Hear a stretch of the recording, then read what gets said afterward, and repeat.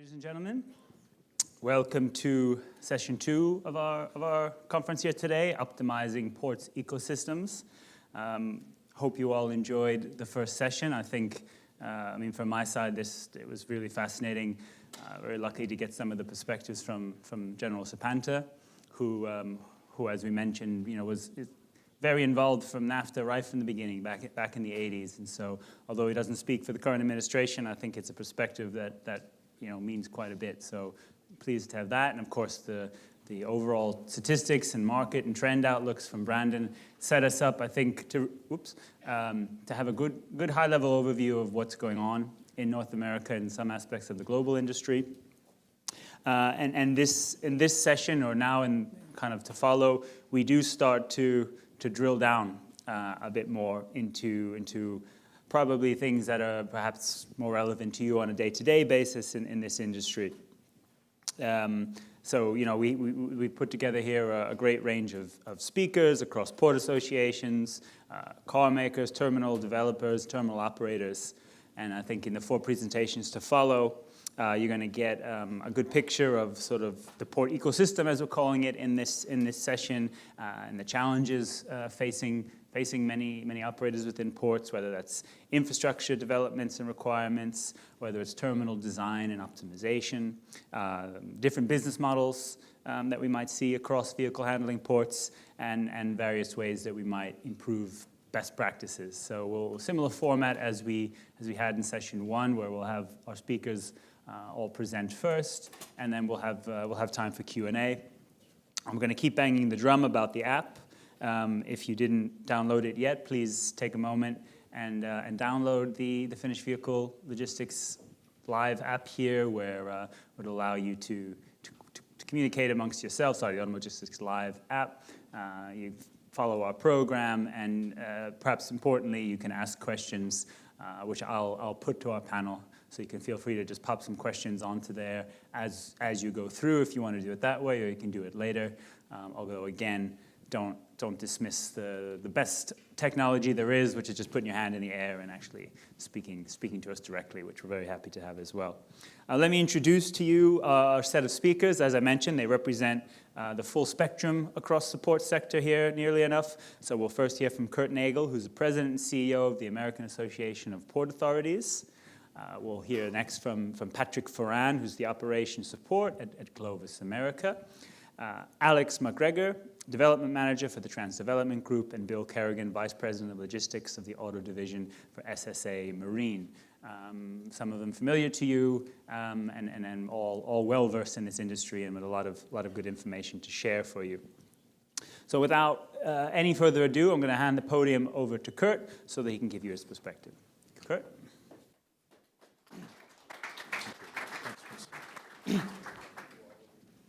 Thank you, Chris. Good morning. Well, it's certainly a pleasure to be here with you and for your conference. It's also a pleasure to be up here in the Port of Baltimore, one of our obviously more active members, and certainly a port that is very important to the trade that you all are talking about here at your conference. For those of you that aren't familiar with the American Association of Port Authorities, we started a little over 100 years ago. We represent the public port agencies throughout the Western Hemisphere. So in addition to the U.S. ports, we also have the ports in Canada, the Caribbean, and Central and South America. We provide opportunities for lessons learned, best practices sharing, similar to the types of things you're doing here today. And then also for our U.S. members, we serve as the voice of the industry in Washington, D.C., in terms of influencing policy that impacts ports and the movement of goods throughout the supply chain that's so critical to your business. Just a little bit of overall statistics on the industry.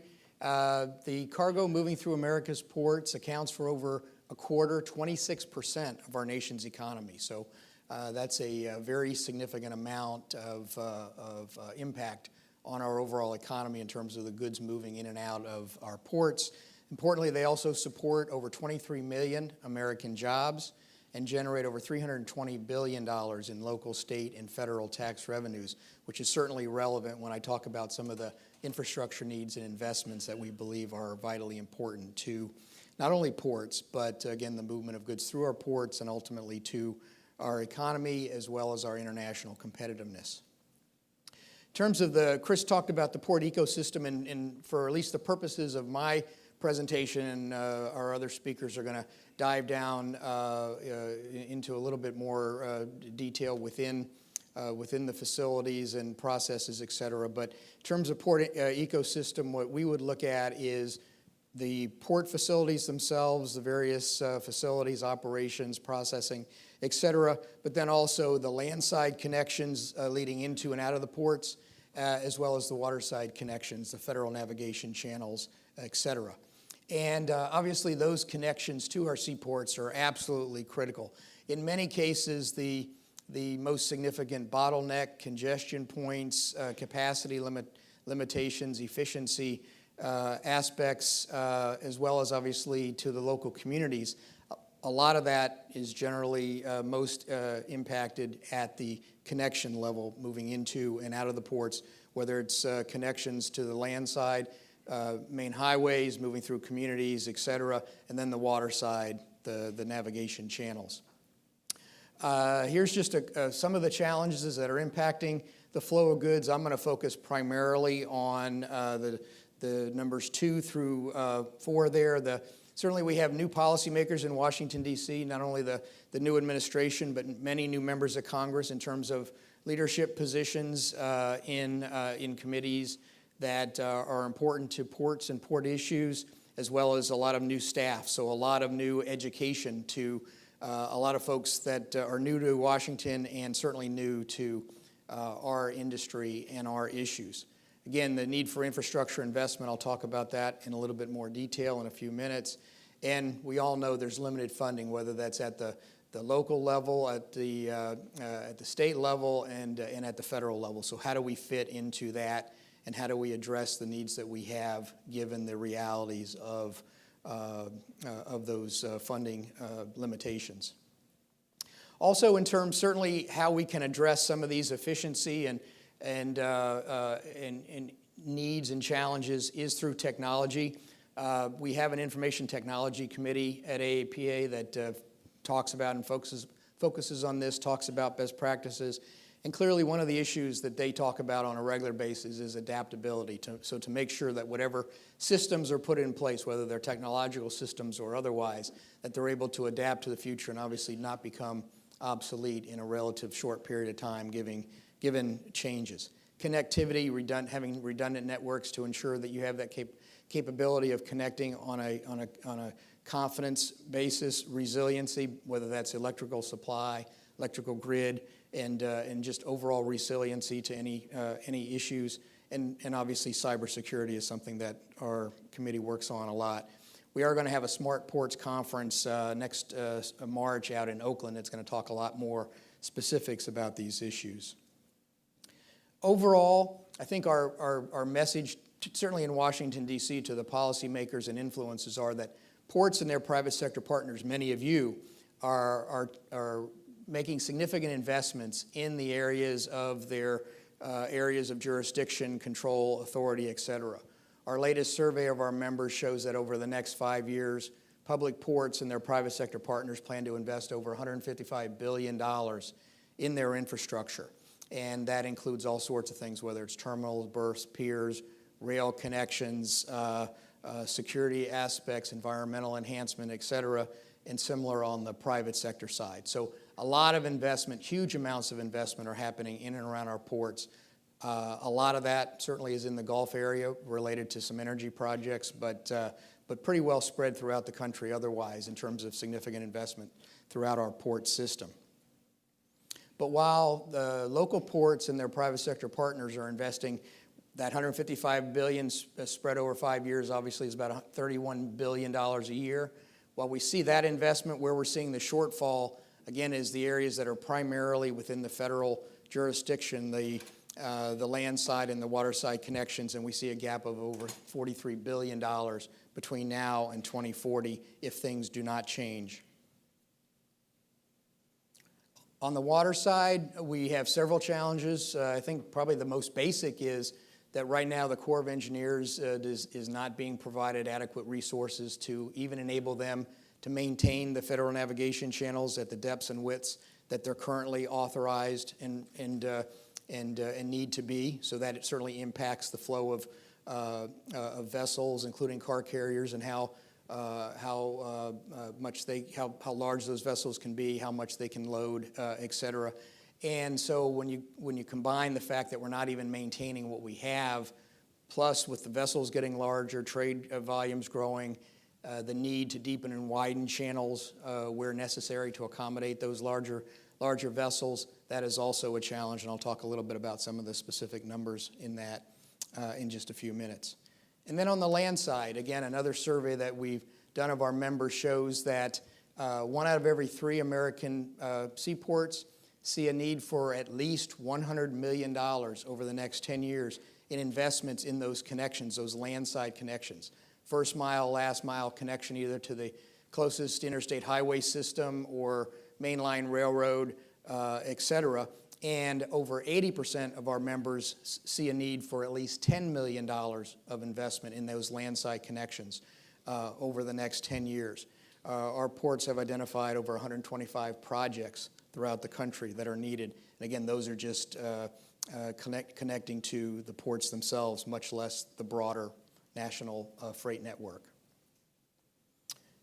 Sure, as all of you have heard and continue to hear, President Trump, as well as both Republicans and Democrats in Congress, continue to talk about, certainly first off, the recognition that our infrastructure in this country is badly in need of reinvestment, that many aspects of our infrastructure are certainly not competitive in terms of modern needs and modern efficiencies. You get a lot of, I think, general agreement on the need to invest in infrastructure. That $1 trillion number over the next 10 years does seem to resonate fairly consistently, but you get a lot of differences of opinion and uncertainties in terms of what that $1 trillion should cover. What is the definition of infrastructure in terms of what sort of infrastructure are we talking about? Certainly transportation infrastructure and infrastructure in and around ports is just one piece of the broader infrastructure, and certainly as the president talks about it, he's talking in very broad terms related to infrastructure, including things like VA, hospitals, et cetera. So a very broad, essentially, types of infrastructure looking to hopefully receive some aspect of that $1 trillion infrastructure investment. The other thing you have disagreement on is how much of that would be direct federal spending versus trying to incentivize private spending. The Democratic Senate proposal a few months ago essentially called for that $1 trillion to be primarily federal, direct federal investment. The president has been talking about somewhere in the order of $200 billion of that $1 trillion being direct federal investment, with the rest being targeted toward trying to increase either public-private partnerships, incentivizing private investment, et cetera. As part of this discussion in Washington related to our nation's infrastructure and a large infrastructure package, we worked with our members and have identified a need of $66 billion over the next 10 years that relates to essentially federal programs, federal aspects, federal jurisdiction, and again, the connections to those seaports. A little bit of detail on the breakout of that. It's fairly roughly split between waterside and landside, but as you see here, it's just about $32 billion we've identified for landside infrastructure, and again, most of that, about $29 billion, are those 125 projects that would be the first mile, last mile, connecting either to a rail line or a highway to improve connections, improve efficiency, obviously address environmental, community issues as well. And then about $3 billion is for port facility infrastructure investment itself, things that are generally eligible for Tiger Grant type projects, and certainly a number of our ports, as well as freight rail and other aspects, have found that program to be very beneficial. And I know you have Travis speaking this afternoon. He'll probably talk about that and some of the other federal programs as well, but we think those are very vital in terms of the land side infrastructure needs to get toward that $32 billion. Water side is, again, just barely over half that figure, about $34 billion. Again, most of that, almost $28 billion, is just to get our navigation channels back up to where they're supposed to be now, get them back up to the depths and widths that users, ports, and the international market is expecting those channels to be. And then to be able to have the ongoing resources to maintain those channels at that level. Excuse me. And then about $6 billion for deepening and widening. We obviously don't need to deepen and widen every channel in the country, but some definitely do need to be improved to accommodate larger vessels. And we think that's roughly about $6 billion within this next 10-year period. And that's the federal share, and obviously the locals contribute significantly to the local cost share of that. So we think we do have an opportunity. It is certainly a challenge because of the limited funding and the broad demands on that limited funding. But we do think that with the administration and Congress having a very clear focus in terms of jobs and our economy and certainly our international competitiveness, ways to certainly improve our competitiveness international in terms of it relates to exports. We think we have a very good story to tell in terms of what the investments mean toward all of those goals and keeping freight trade and certainly overall American economy moving forward.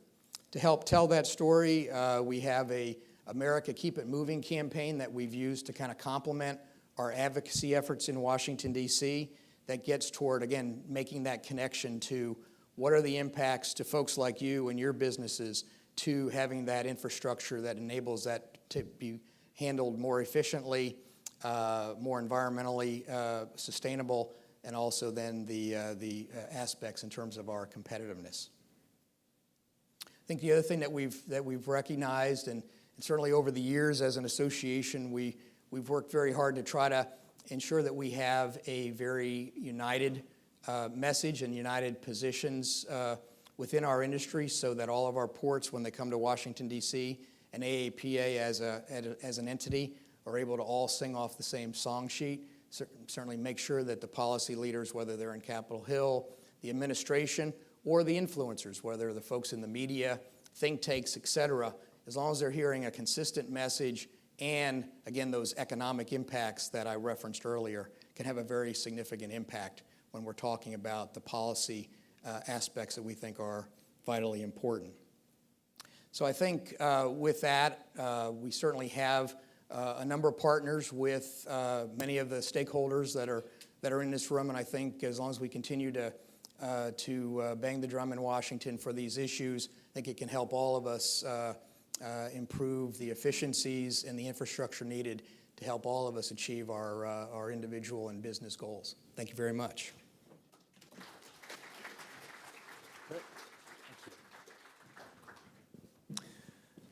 Thank you very much, Kurt. I think some great points there, outlining specifically some of the investment in infrastructure demands and challenges that U.S. ports are facing.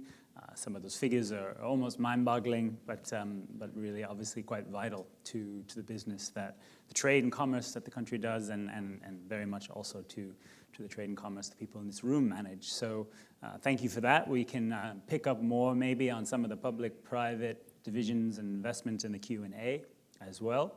But now I'd like to invite our next speaker, Pat Ferran from Glovis America. Glovis, of course, part of the Hyundai Motor Group.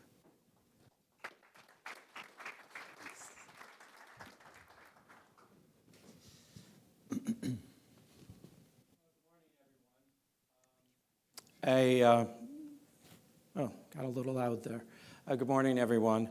I want to talk about facilities and things that I look at in planning a facility and designing a facility.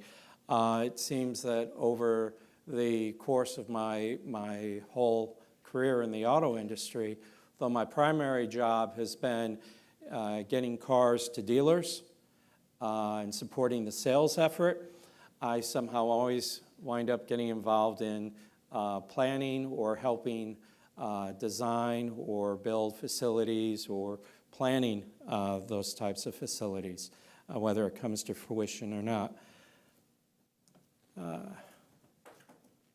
Chris, how do we advance it? The green one. Okay. Yep. Not really.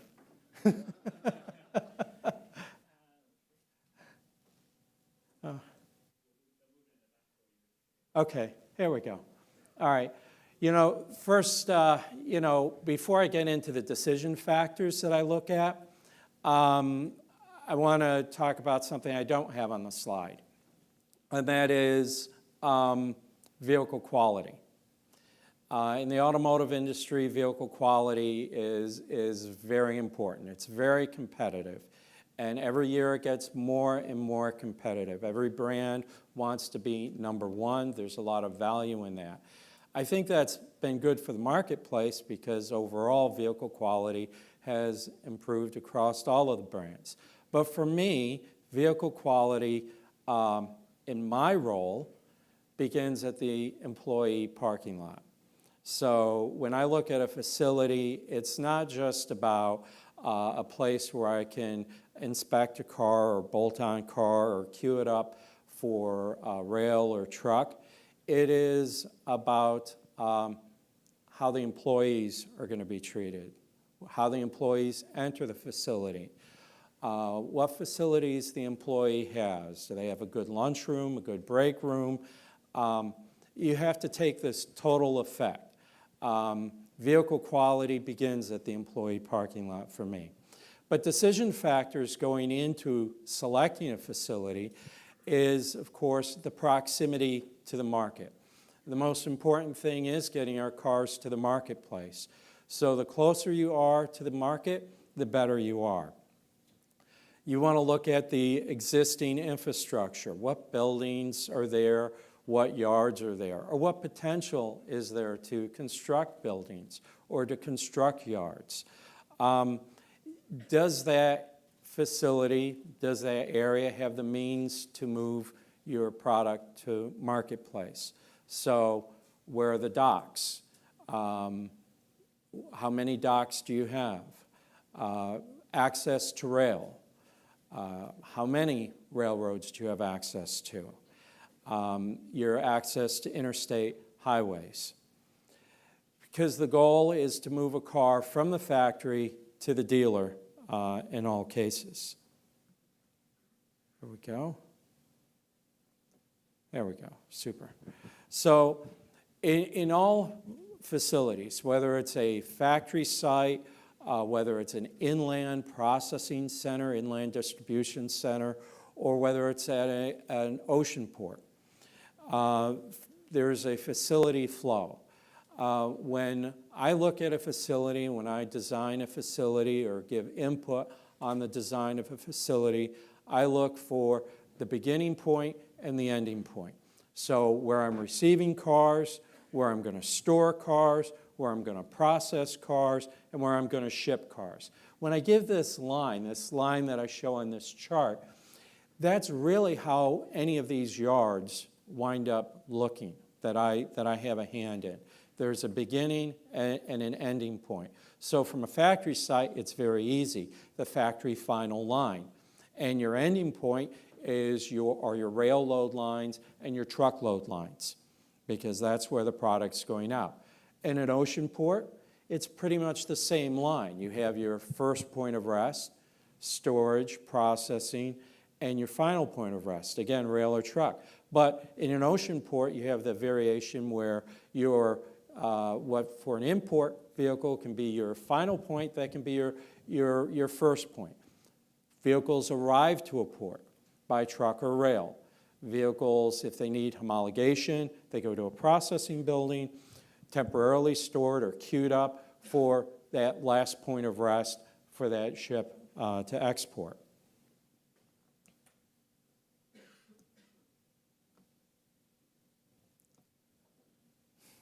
A little help from my friends, thanks. So common features, receiving area.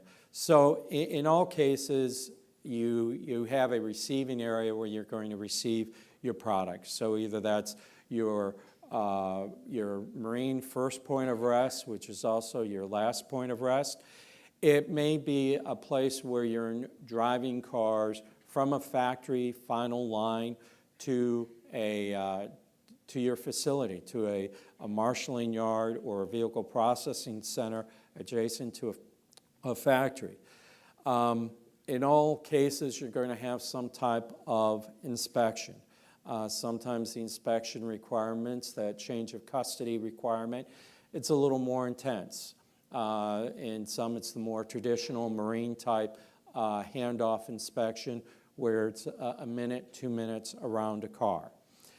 The area that you need for that inbound receiving area needs to be determined by your volumes. What's your daily volume going to be, or how many ships are you going to receive in a week? How much of an area will you need for, if you're going to receive normally 3,000 cars a week on imports, but you might have some vessel bunching where it might require you at a high point to have 6,000 cars.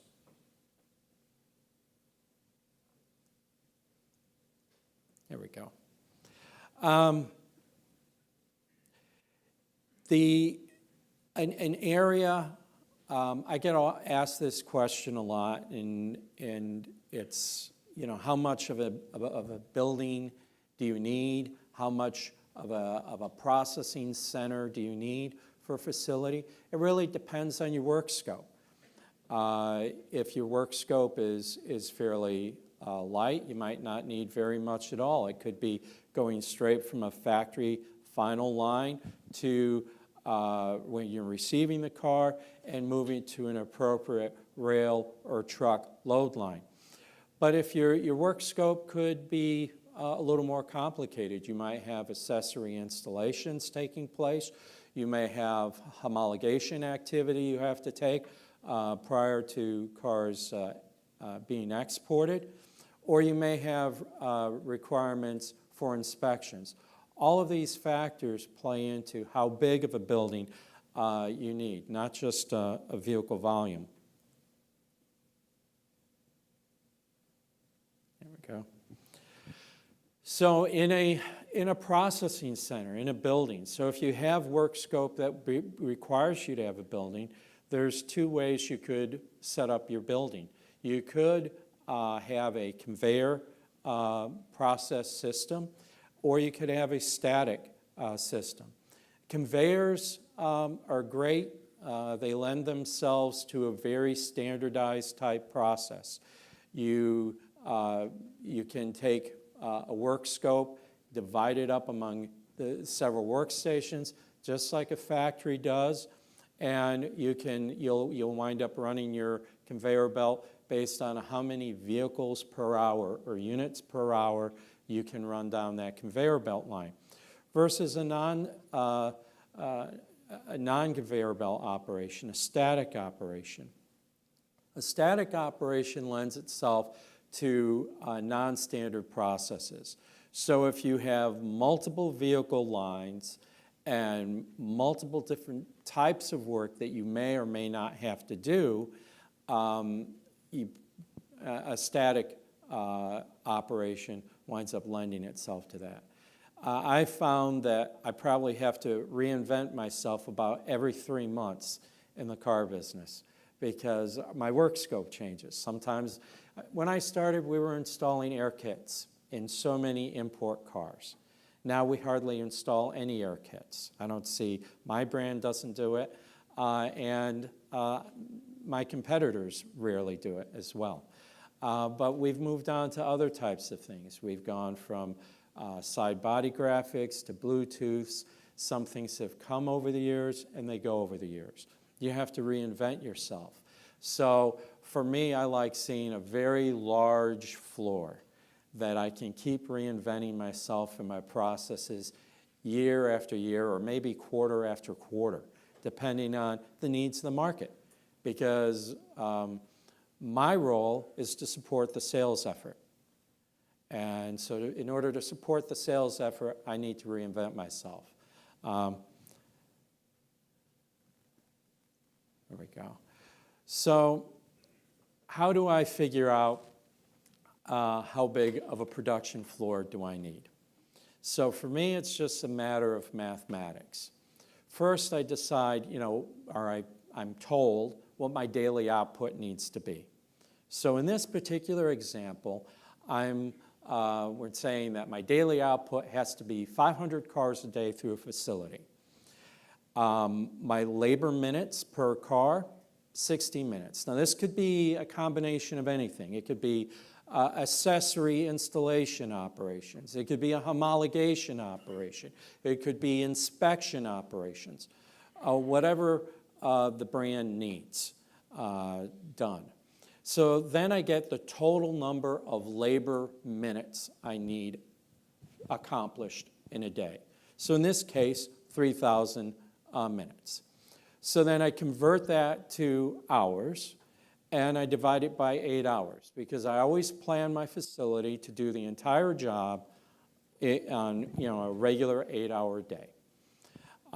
So that means I should have, in this case, 62 and a half cars being worked on at any one particular time.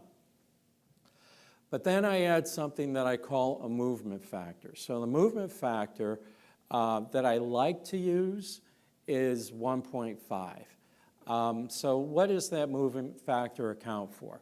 Well, cars do not magically appear on the production floor, nor do they magically disappear.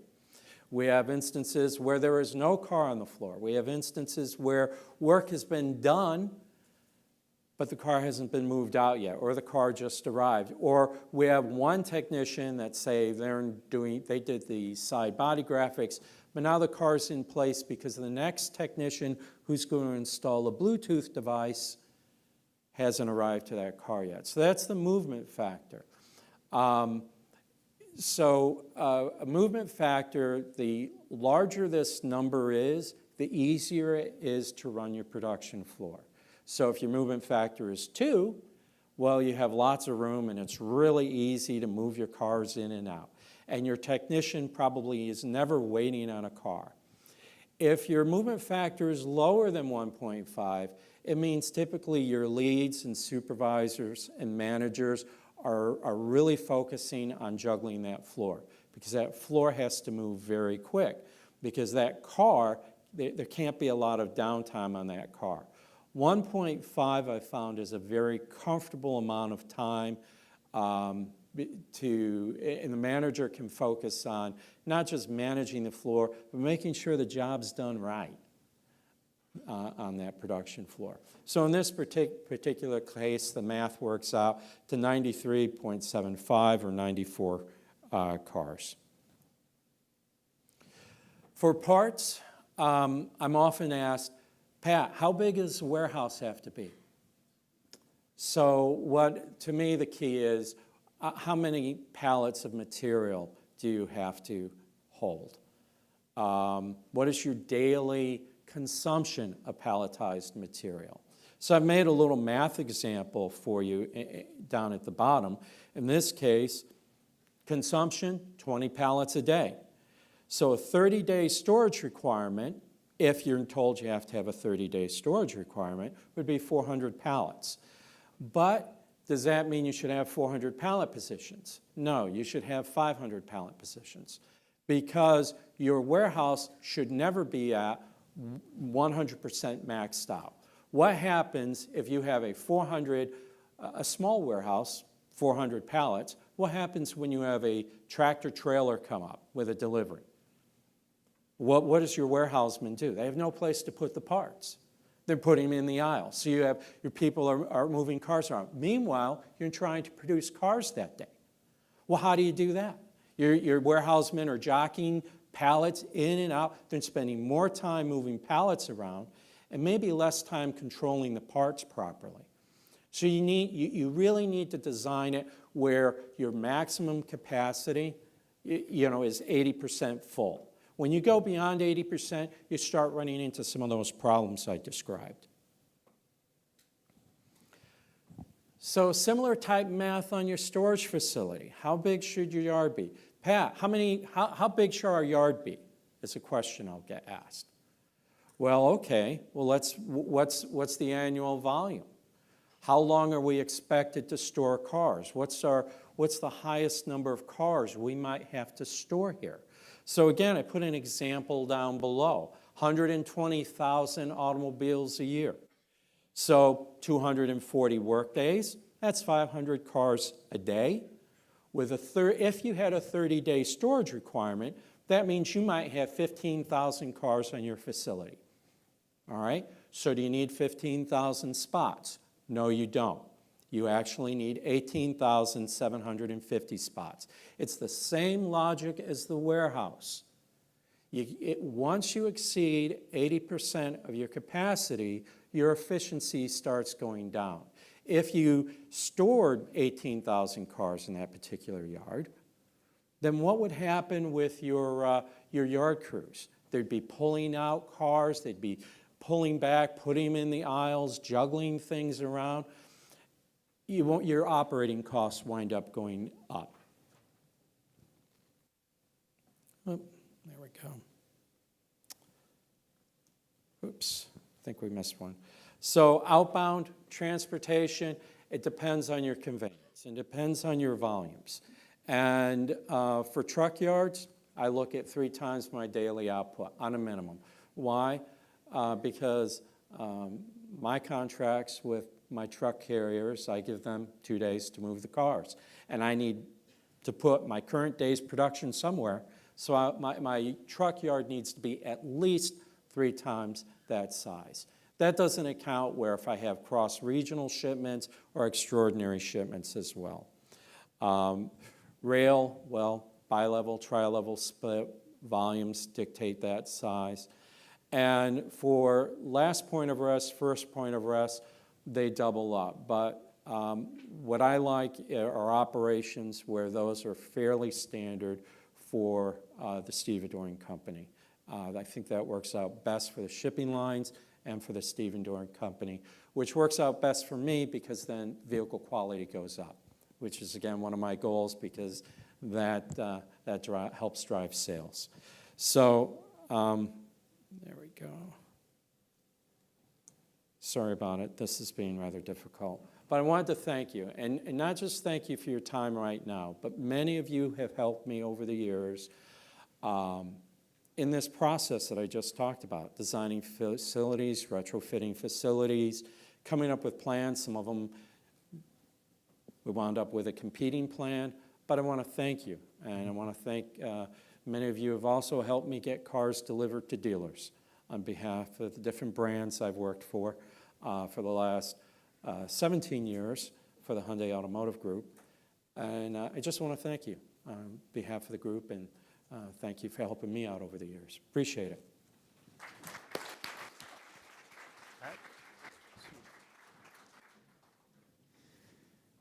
Okay, thank you very much, Pat. I think Pat's proved why you should have done your math homework in school.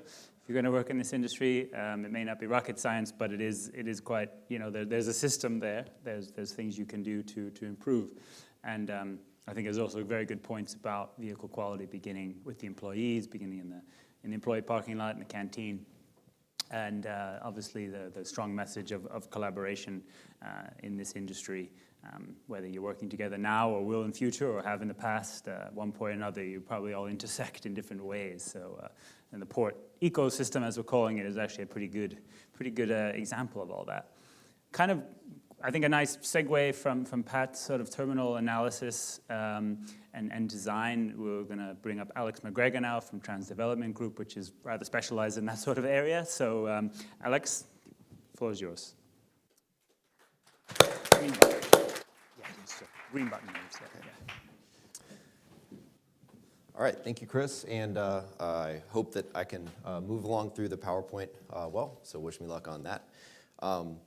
So we're a trans development group, and what we do is, unlike Pat, who said that it's kind of his second job to plan, design, and develop automotive facilities, that's our only job, and what we're committed to on a day-to-day basis. So it takes us to a lot of different places all over the country.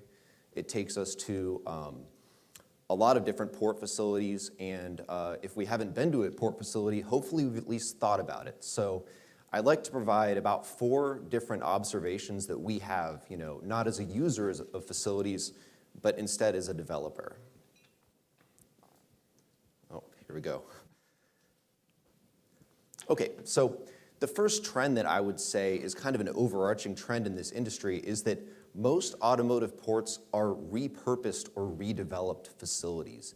They began as something else, and critically, they have to leverage existing assets in the port terminals.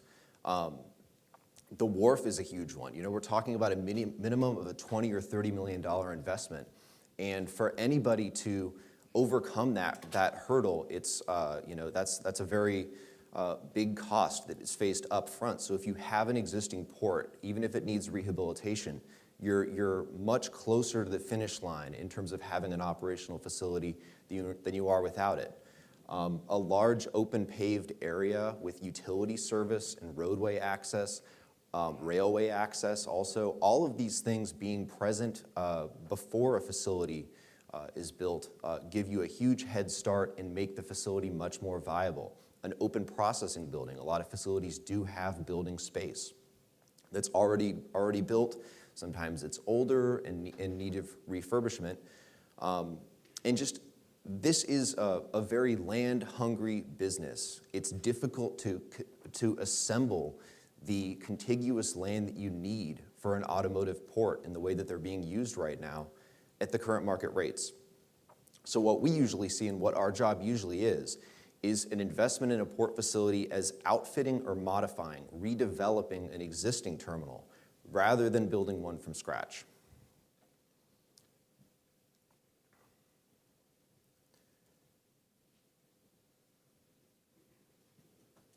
All right. So I just wanted to point out a few examples of that. I mean, I guess it sounds like kind of a bold claim that very few port facilities sort of came about as a complete greenfield endeavor. The Port of Baltimore, for instance, Dundalk facility, one of the largest and most important facilities in the country. In 1941, that was an airport. In 1941, the Port of Richmond, California, was, I guess, being built as a Kaiser shipyard in support of World War II. The Port of Galveston was a cotton warehouse and bulk port, of course, going back. A more recent example is the Port of Houston, which had a cruise terminal. Now that's being used as a ro-ro port. And if you just start to think about a map of the important facilities that we have and think about each one, Port Hueneme and Davisville, Rhode Island as the naval facilities, or the FAPS and Port Newark as a Kaiser shipyard also. So it's really a large percentage of the ports have their origin in something else, and they use those assets that were constructed way back when, whether it's the land, the rail, or the wharfs, in their current operations. So another trend that we've noticed is higher OEM standards and expectations. And that's something that we've really tried hard to deliver in our projects, in our planning. Just start at the workshop. A typical new build workshop is going to have almost factory-like standards with high-spec lighting, functionality of a body shop, concrete floors that can sometimes be covered in epoxy or polished, even air-conditioned facilities, which I think probably 20 or 30 years ago was unheard of. Now that's part of the shopping list of a new OEM's facility. High mast LED lighting, so lighting to a very high standard instead of lower wood poles with high pressure sodium fixtures or things like that. We have a very high grade of lighting. Enhanced security. We don't just want a guardhouse with an impenetrable fence line now. We want CCTV. And we don't just want to do that to avoid cars getting stolen and for security. We also want to prevent damage and be able to trace back any damage claims. So, these are new features that we've seen proliferate very quickly. Even things like hail protection and green features and technology, I think that OEMs are seeing their port facilities as an extension of their brand and their manufacturing process throughout the entire logistics chain.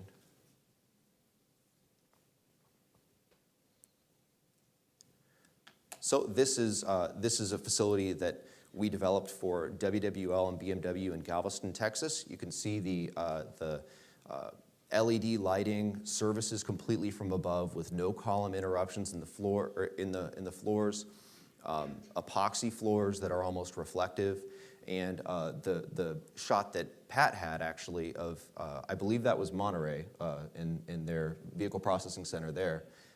That has also, I think they actually took the factory specifications for light levels and everything like that and put that straight into the VPC. So it's definitely a trend we've noticed. This is the Talladega facility, which we developed for CSX, and Honda's the user of. And this you can see, this is an inland facility, but you can see the standard of lights that are currently being demanded by OEMs. With LED lights, you have less power usage and lower maintenance, so lower operating costs, but it's a bigger upfront investment. And I think that's one of the themes that we're seeing. Larger investments are being demanded by OEMs, and they can hopefully bear fruit and lower costs of operations. But it's a significant upfront investment hurdle that we have to look at.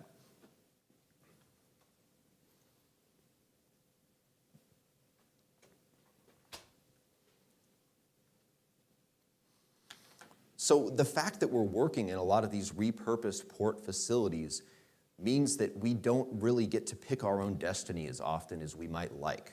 We're faced with external challenges that are inherent to being in these locations, and that the economics of the industry demands that we're in these locations. For instance, I think a big part of a port's ecosystem is the TWIC and MARSEC regulations surrounding that facility. Do you need a TWIC card to access the facility? Which segments of your workforce are going to have to be TWIC? Do you have only the wharf in the TWIC jurisdiction, which some I think processors might prefer? That allows you to have a workforce that's not TWIC, that's able to do your processing work. But in a lot of the most large and successful ports, the TWIC area is all the way out at the front gate.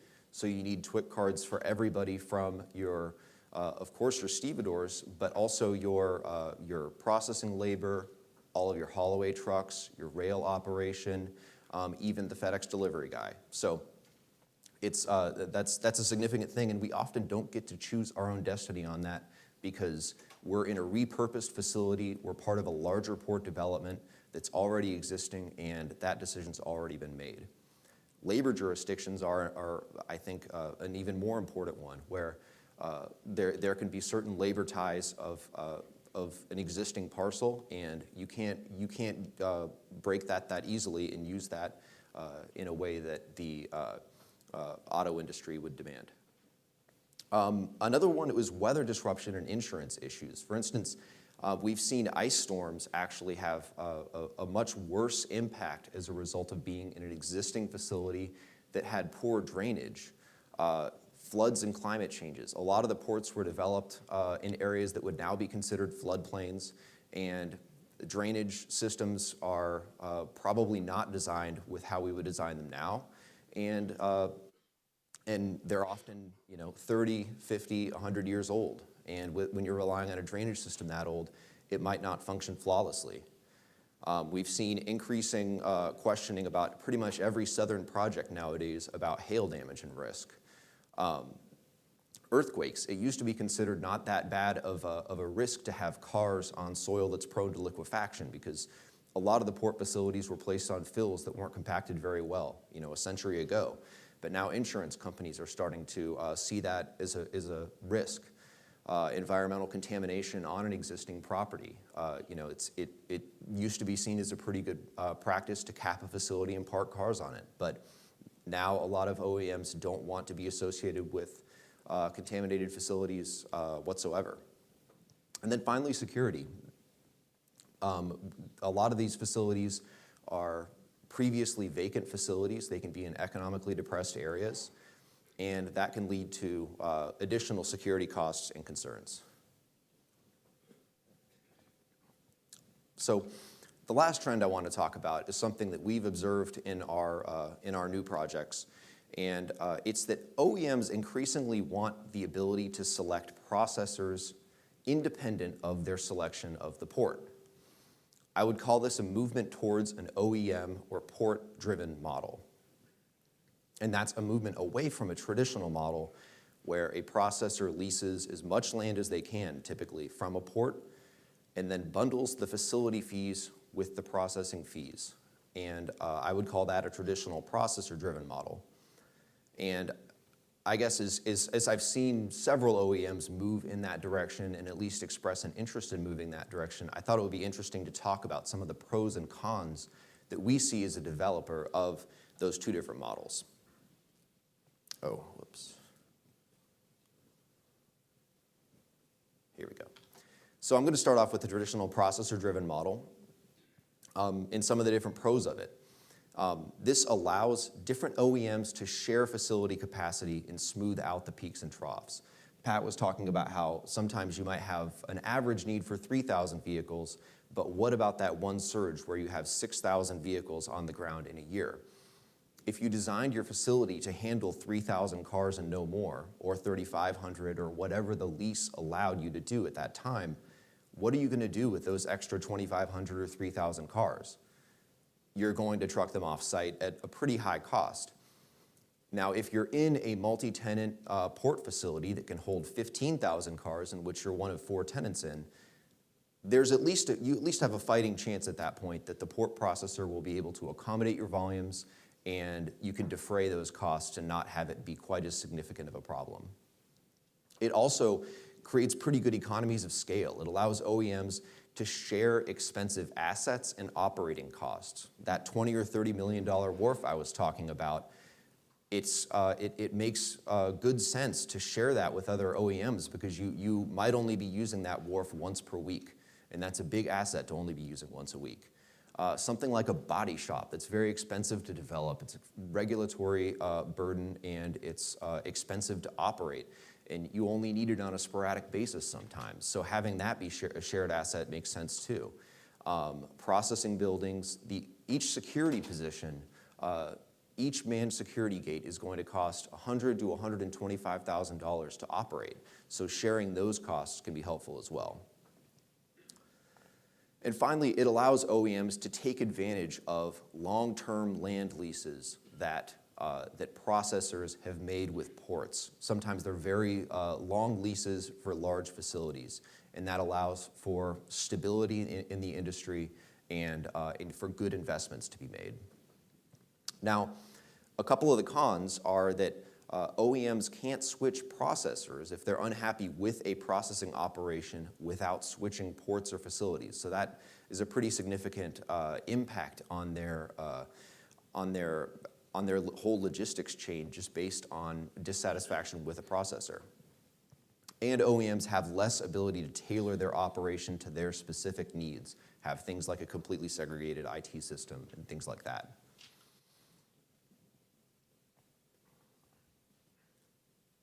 Okay, and this is how I'll finish up, just talking about what we see with the OEM and port-driven model, which is that the pro here is obvious. The OEM has full control over the facility. They control the land lease directly with the port.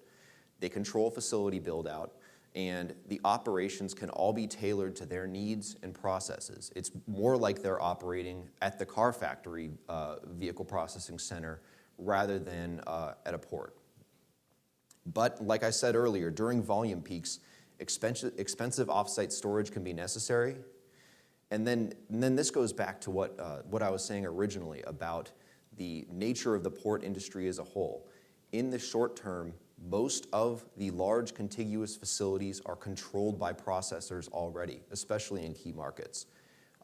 It's a land-hungry industry that cannot expand its footprint very easily at the current market rates. And I think that leads to a lot of OEMs having to look for second or even third choice facilities in key marketplaces.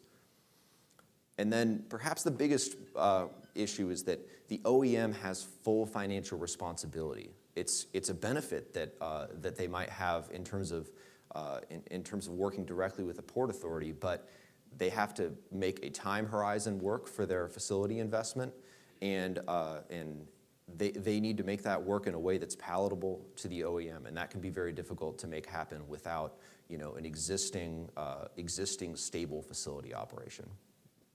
So thank you very much for your time, and look forward to any questions. Thanks. Thank you, Alex. I think that was a really great analysis of the factors that run across this side of the business in terms of land demands, in terms of facility issues, leasing, different business models on either side, a great breakdown of some of the pros and cons. We have different models represented slightly on this stage in this room, so some things we can probably chew over a little bit in the Q&A. So thank you for that. Our last and final speaker, we talked about some of these facilities and their old facilities need to be repurposed. The benefit of having Bill Kerrigan is that he's old enough to remember them in all their forms. So very glad to have Bill Kerrigan from SSA Marine. Thank you, Chris. Appreciate that.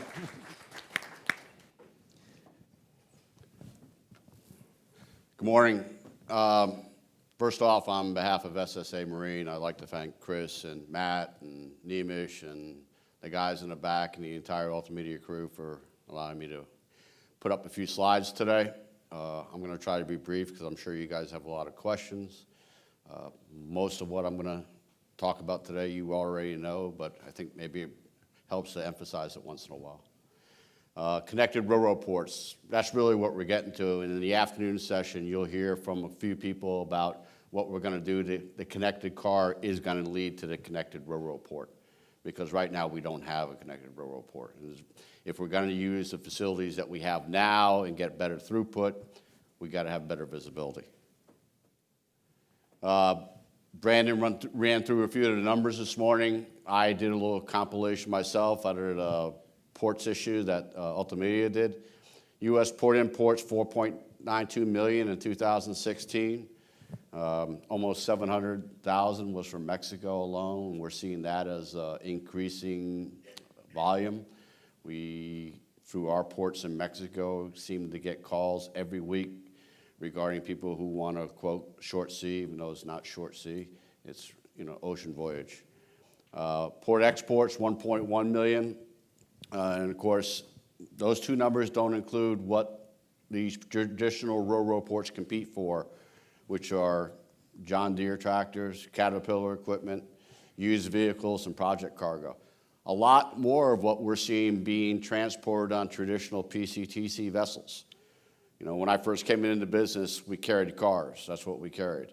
Now we're carrying, the operators are carrying cars, trucks, project cargo. So all that has to go into the terminals that was just meant for cars back 20, 25 years or 30 or 35 years, Chris, depending on how long. I guess so. Going forward, the port volume, I think, at least in the U.S., is going to go through the roof. U.S. sales may decrease, but we're going to see increase, again, short sea, ocean voyages from Mexico. We're getting inquiries about cargoes from Southeast Asia. Ford announced they're going to build a project in China. I don't think they're going to be the last one to do that. So I think we're going to see increasing pressure on the ports that are handling railroad now. In case you haven't been in a geography class lately, this is an old population density map, not that old, 2010, but I kind of manipulated it. And, Pat talked about being in proximity to your sales, right? Well, you can see where everybody lives. So you also know where all the ports are. In the Northeast, it goes from Davisville to Baltimore. In the Southeast, it goes from Charleston to Jacksonville. And then you got SeaTac up in the Pacific Northwest. You got basically three ports, Hueneme, LA Long Beach, and San Diego handling cars in Southern Cal. And, of course, you got Houston, which is really Freeport, Galveston, Houston now, which has come back into the mix. When I, again, was first in this business, Houston was a huge railroad port. Then everybody left. Now everybody's coming back. So everybody wants to get back to where the population centers are. Problem is there's no more ports. Again, Glovis just probably took the last piece of usable, what I call port property up in Philadelphia recently, to their benefit, I think. There's just no port land left. Port congestion. Well, we talked about it already this morning. All the OEMs are looking for solutions in the same regions. Okay? If it was easy, everybody would go to, the Great Lakes, right, and bring them in through Chicago. Well, we can't do that, right? If it was easy, we would have ports everywhere. Well, again, there's just no more port property. Ports were meant for throughput, not for storage. And I think that's an issue that we've gotten away from in a while, something that needs to be rectified. We can't be holding vehicles on terminals for 75, 90, 120 days. We can't move them. We can't bring new ones in.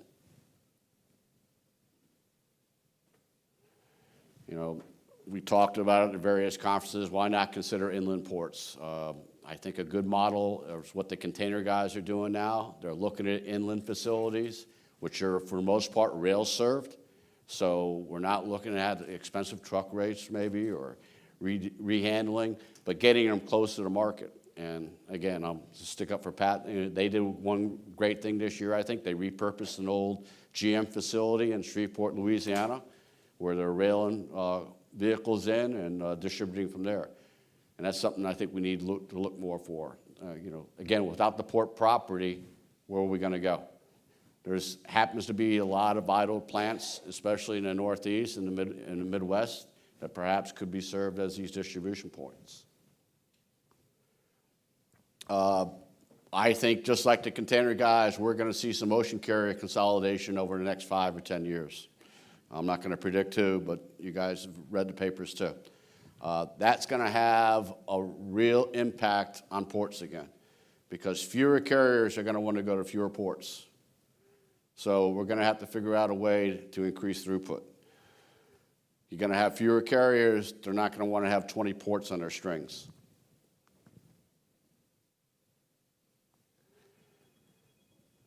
One of our guys in Seattle helped me with this, Brian Manley, who's used to be a port planner with Tacoma, has been with us for a couple of years, but we kind of just outlined the logistics map from the OEM production to intermodal to terminal space, VPC, ocean carrier schedule, and dwell time, and it applies for imports or exports.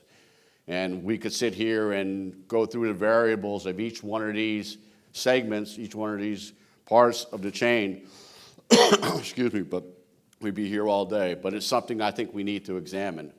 OEMs, the production, we know it's not, even, it's seasonal, okay?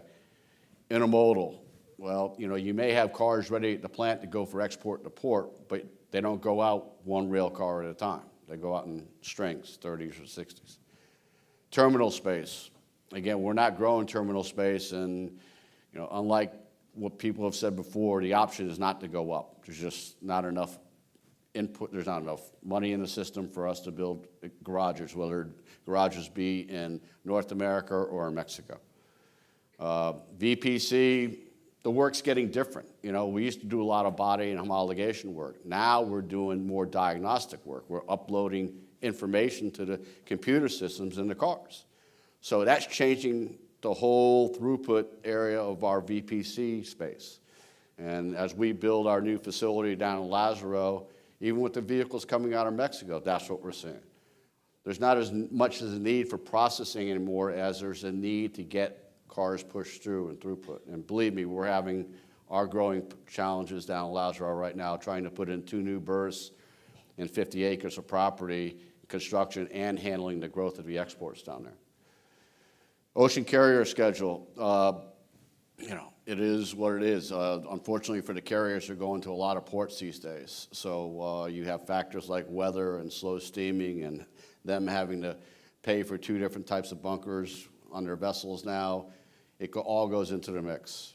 And all of this results in dwell time. And that's something as a terminal operator, as a port authority, as a processor, something we're always trying to wrestle with. Down in the Port of Veracruz, for instance, we've already figured we have enough room if we could just eliminate a day and a half of dwell time. A day and a half. That's all we would have to do, and we would be okay for the next 5 years. We wouldn't need this new terminal north of the northern part of Veracruz. A day and a half. So we have to work with our providers, the railroads, our partners in this, be able to figure out a way to better do just-in-time delivery to the port for exports and vice versa for imports. We talked about seasonal production. Rail for export, truck for import, that's kind of been the model on the East Coast. It's a little bit different on the West Coast. But, I really think we need to, again, address the fact that we got to get some rail cars maybe back to inland facilities off the East Coast. OEM-run facilities versus multi-OEM processors. Alex touched on this. We've seen the trend, too, that the OEMs want to have their own destiny fulfilled, so they're holding on to properties that are key properties that perhaps would be, nice if we could get another OEM, but we're not going to have it. So, again, I don't think we're going to have new properties to look at. The processing varies by OEM and model. You all know that. The carrier schedules, well, because of problems that have gone on in the last few years, we don't have what we call vessel sharing agreements anymore, where you could piggyback on somebody else's ship. I hope we get back to that. I think once we get through this latest legal entanglements that some of these guys have been involved in, that they get to start talking, in front of a lawyer in the room with antitrust immunity, or a place like AIAG or some place like that, where they can start consolidating schedules and perhaps give the OEMs what they want, which is more frequency and reduced transit times. Dwell times are due to all above up here. So should we look at berthing slots, wharfage process? My guys on the West Coast brought this up to me. I didn't even know it existed, but in the Port of Hueneme, they have a wharfage process, which goes back many, many years. And what they're doing is reaching out 2, 3, 4 weeks in advance to the carriers and saying, hey, we only got limited berths here. We got limited slots here. Let's see if we can work for the benefit of others to make sure that we're not on top of each other, so that the labor can handle what's coming at them, the processors can handle what's coming at them, the truck guys can handle what's coming at them. And so we're not putting, a month's worth of volume into weeks versus time. Multiple labor starts. There's a couple of ports in the Northeast which have done really well with this. It's something that needs to be examined everywhere. We need to be able to have multiple labor starts. 24/7 gates. Again, I know it's something that the ports may not want to talk about, but hey, for vehicles now, it's literally just having a guy at the gate, because as EPOD expands across the whole industry, you can do 24/7 drops now if the carrier has EPOD. Terminal-wide yard management. Sometimes you get into a situation where there's multiple processors on the same port. There's got to be able to, some way, be able to manage that ebb and flow of OEM models and volumes. And that means the port has to maybe take a more active role, saying, hey, you're not using that 5 acres this month, we're going to use it for you. ASN visibility, that's going to come with connected car. And hopefully it's going to come sooner rather than later. Because without the visibility out a week or 2 weeks out, we can't do our job. There's still places where we only get notification, 2 or 3 days prior to something showing up at us. We can't plan our people, we can't plan our work schedules, we can't plan we can't plan our yard. Something we've started down in Mexico, and hopefully we're going to expand, is quarterly reviews with the OEMs and all the FVL partners in the chain to find efficiencies. So we get everybody in the same room talking about how it's going to happen from the time it leaves the factory to the time it gets to the port and vice versa. I was on a call with one of the OEMs the other day. We just launched something out of Lazaro with them. It was great to have everybody on a call from leaving the factory to getting to the port, to getting on the ship and getting up to the U.S. And I think we're going to start doing more of that until we get to more of the connected car we want to get to. Best practices. I've said it before. I'm a big believer in AIAG, the ECG, which is their counterpart in Europe. The AAPA, they've done sessions where they've done best port practices. It's something we need to get back to. There's a lot of smart people in this room. and we just put them in the same room or on the same WebEx and start talking about, hey, how can we start making things run more efficiently? It's just going to benefit everybody. Thanks for your time, and we'll see you later on.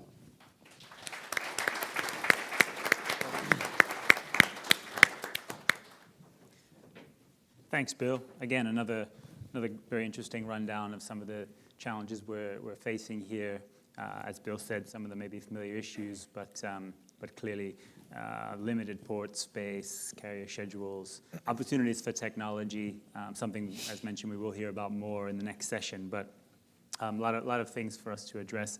I thought we had a great sort of run of presentations there, all really between the four of them covering quite a wide array of topics across the port operations. We're now, you're probably getting hungry for lunch, but I don't want to deprive you of the opportunity to ask some questions. So again, we have a few on the app, which I can pull up, but if there's any questions, points, comments from the floor, again, just put your hand up right in the back. Hi, Joe Mayuri with the United Road. A lot of the emphasis in the last few years from the OEMs and in the transport industry has been to use EPOD for delivery of vehicles. Yet the port process side, it's still a lot of paper. We're EPOD with everything else except when we go into a port, we've got to hand paper most of the time. What's the prognosis on switching to something there that would help everyone along the supply chain? Chris, Sorry? can I answer? Yes, please, by all means. As you know, AIAG started the EPOD process about 2 years ago. They rolled it out for dealer delivery. They've worked through the rail side now, and Trish Zarek is here today from AIAG, and they are right in the port side of it right now, where they're identifying the business practices and the business plans and the standards that are going to have to go into an EPOD for the ports. And I don't know, you can talk to Trish, but I think they'll have it completed towards the end of this year. Okay, great. Any other questions, comments from the floor? We'll go to one off the app. We had a few addressed to Pat. First one to Pat. Do you see facilities being oversized or undersized as a trend, and what challenges from a software standpoint do you see that need to be addressed? Well, I think it's very critical that facilities be right-sized because of the investment.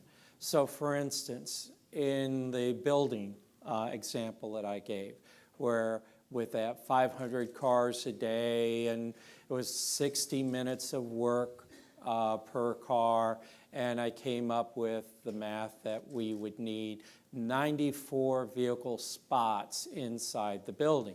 That was with a movement factor of 1.5. Now, I've been to facilities where they've been able to have 2 spots for each technician, and that is fantastic.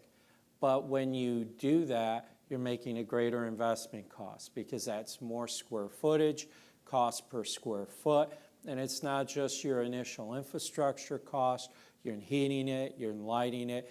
It's a gift that keeps giving in that regard.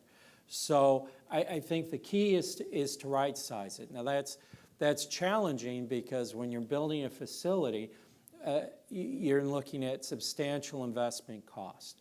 And that investment cost should have a look not just of the next 3 years or 5 years, but over the next few decades. Because that's where we get real return, which that means ports need to have versatility built into them. So I do not really see ports being oversized or undersized. I think it's important to consider that each brand is a little different as they come in or exit from a port. What other people look as parking lots are actually, for us, our warehouses where we put our product. But our warehouses don't go up. They are strictly horizontal. And so therefore they can take up, and they do in fact take up a lot of space, as Alex said. And that can be a challenge to find the amount of continuous acreage. As far as technology goes, I think in every site that we're building, we need to think about the next generation of technology.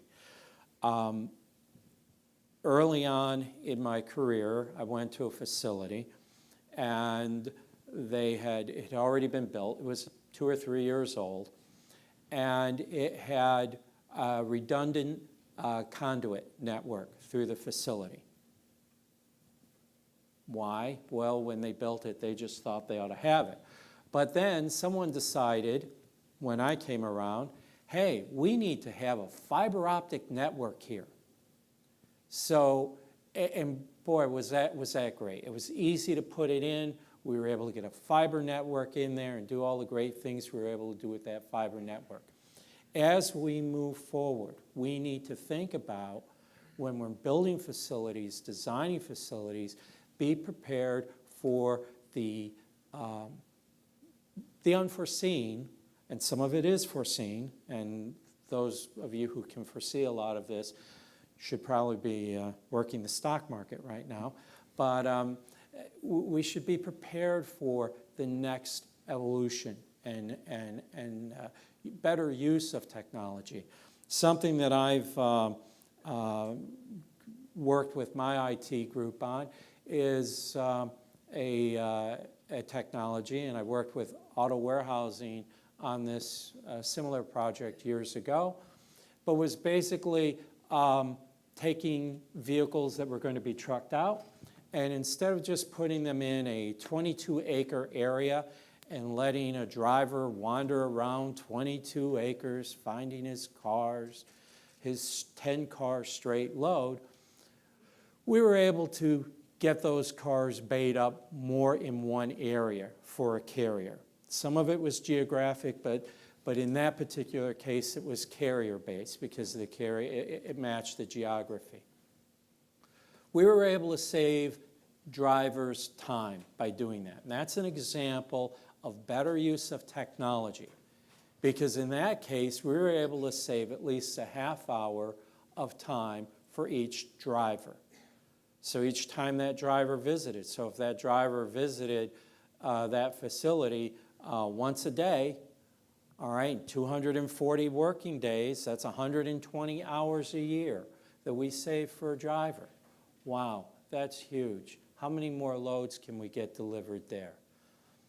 So in that regard, yeah, technology, we have to be prepared for the next generation of technology, but we have to be innovative right now with the technology we have. And in anything we design, we need to be prepared for the next generations of technology, because we'll be able to build more efficiencies.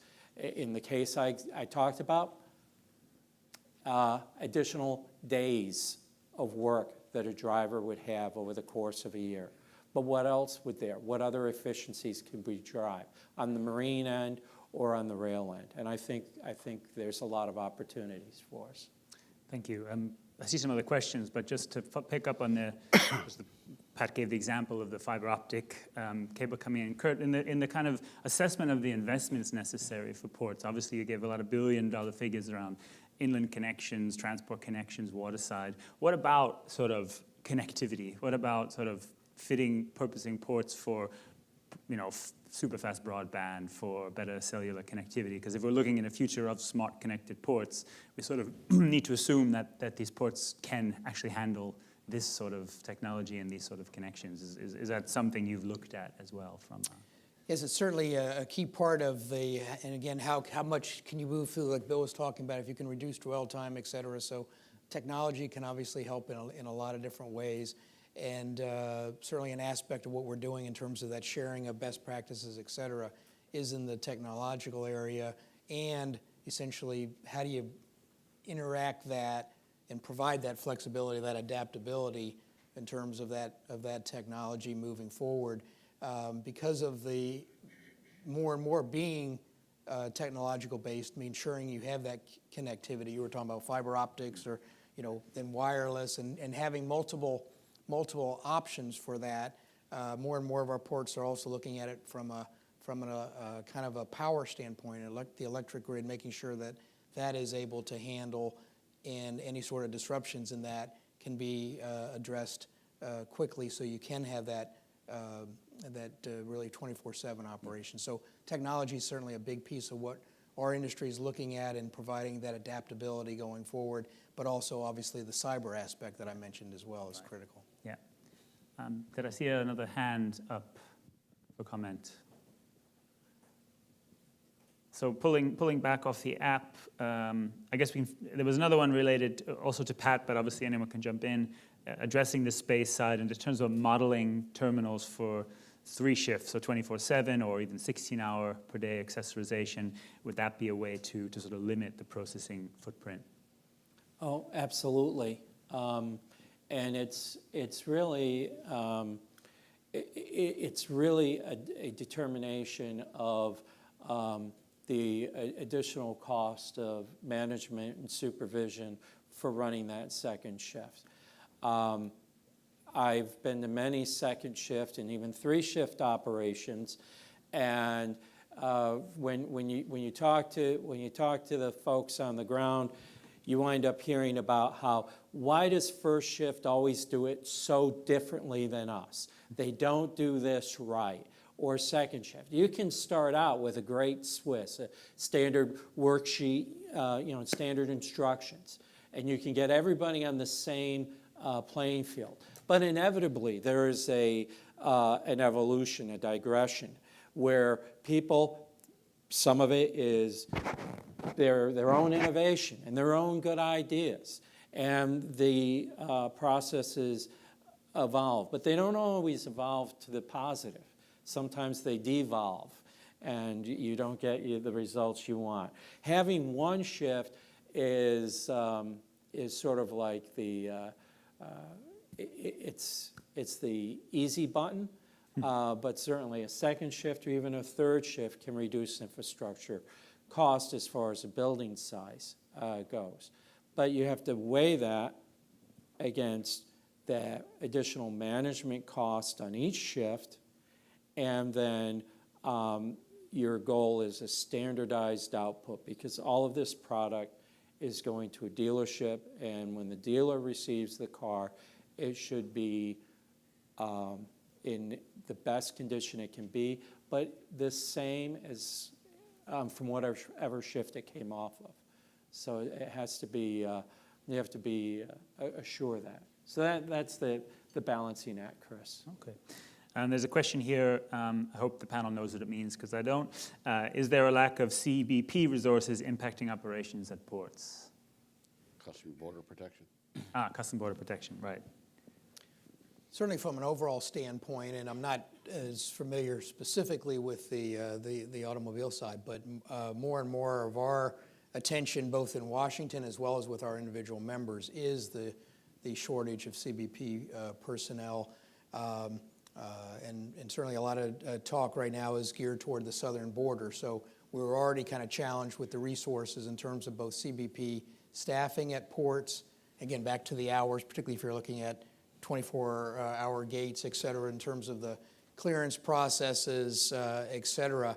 It's becoming more and more of I'd say a common problem throughout the industry. And so a lot of our attention in terms of advocacy is making sure that, again, there's that recognition of the correlation between ensuring that you're going to have the adequate CBP resources, both from a staffing standpoint, but also in terms of equipment, whether it's radiation portal monitors, et cetera, to address that. So it is absolutely becoming more and more of a problem.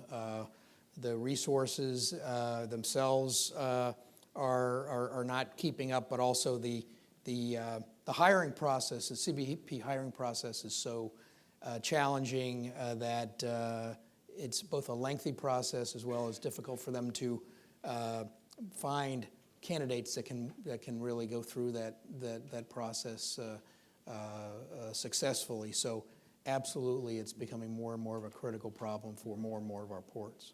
And of course, General Sapanta referred in the first session about the potential to use cyber borders and other kinds of technology in customs clearance and other sides as well. So perhaps these are also solutions in future too. We had another question off the app, perhaps for you, Kurt, but again, anyone to jump in. So what is the harbor maintenance fee used for, and is it falling short across the board to maintain dredging and berth improvement? Well, the harbor maintenance tax is a tax on the value of imported goods as well as domestic goods. Its intended purpose is to maintain the federal navigation channels, and as I mentioned in my talk, the channels are not being maintained at their authorized levels. We have seen some significant steps in the right direction over the last few years. A couple of water resources bills that were enacted back in 2014 and 2016 have kind of set a path forward that is geared toward, over a 10-year period, moving toward full utilization of that tax. I think the Corps generally feels that if they have that tax that's collected each year, roughly $1.9 billion a year, if that is all used to maintain the channels, they would have adequate resources to keep the channels maintained. So we are moving in the right direction. A few years ago, it was barely over 50% was used. Now we're into the 80% range, so we're moving forward, but it definitely is critical that be fully used to maintain the channels in this country. Okay, there's just two other questions on the app. We'll probably not take more app questions after those, so we can try and wrap up and get to lunch. But again, if anyone wants to put a hand up, I'll always choose you first. So no, we'll go back to the app. This question addressed early on, it's specifically about the Port of Baltimore, but we may broaden it out if it's more appropriate. The question is, with tightening rate negotiations and port competition, how does the overall service in Baltimore compare to other ports in regards to quality and production? I'm not sure if anyone on the panel wants to make that specific assessment, but if you do, by all means, go ahead. If not, perhaps there's a point to be made there in terms of how those tightening rate negotiations and competition are impacting quality and service, and if there's any comments that anyone wanted to make based on that. Well, one thing about Baltimore that's key is that you have a wide representation among processors and some OEM-driven facilities. So I guess there is no one monolithic Port of Baltimore, I think, from a commercial perspective. Yeah. So I think that there's a lot of competition just internal to the port, and I think that leads to probably a pretty competitive product in terms of the overall port environment. It has a very high level of service from ocean carriers, a wide selection of facilities. They're quite busy, but that's the norm, I think, nationwide. They have great rail service and a great position within the Mid-Atlantic region. I didn't see that any message coming from Rick to there, so that seemed to have been spoken independently as well. Yeah. Yeah, I wanted to get a mic over to if you want to comment here. It's coming up behind you.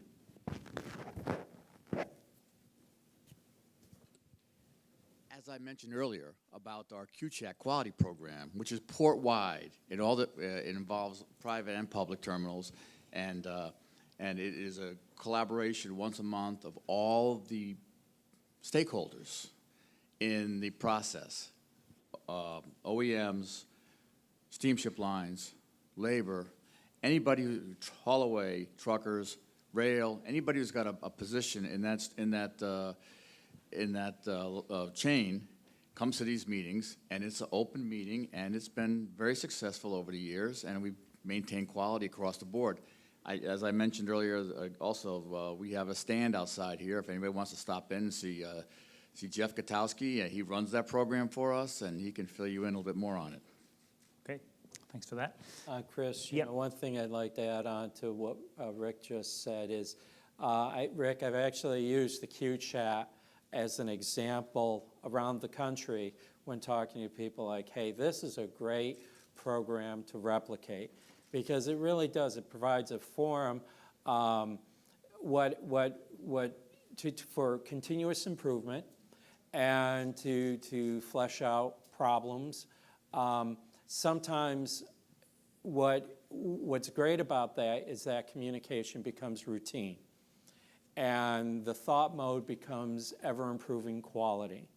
And so the net results are great for everybody. It's good for the port, but it's good for the brand too, because the brand then how their cars are handled improves, and delivery to the dealer improves. So, I mean, that's the end game that drives all of this. Okay, thank you.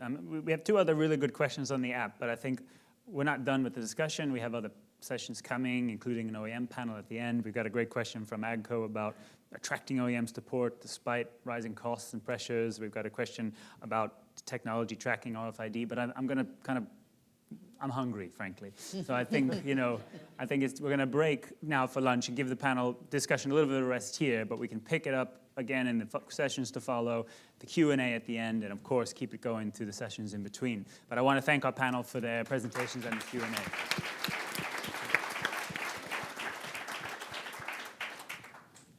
Oh, let me just tell you, sorry, lunch, you should know where it is. So when you go right down the stairs and then just to the left of the bar restaurant, we have an area for lunch downstairs. Thank you.